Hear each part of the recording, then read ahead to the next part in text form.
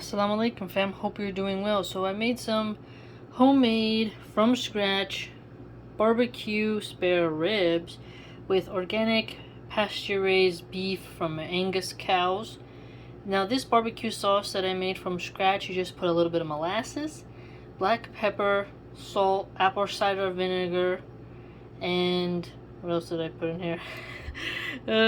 Yeah, I think I did a very basic one. I'm trying to think. Yeah, I think that's all I put in this one. I usually just don't even have to write down the recipes anymore that I do. I just do it right off the cuff. The basic components this time. Oh yeah, and honey. Sorry.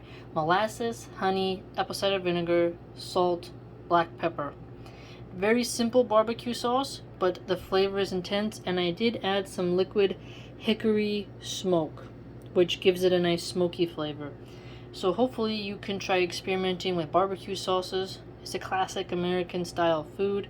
Very juicy. You cook it low and slow, covered. You add a little bit of water, and it just falls off the bone, as you can tell. So hopefully you can start learning how to make some barbecue.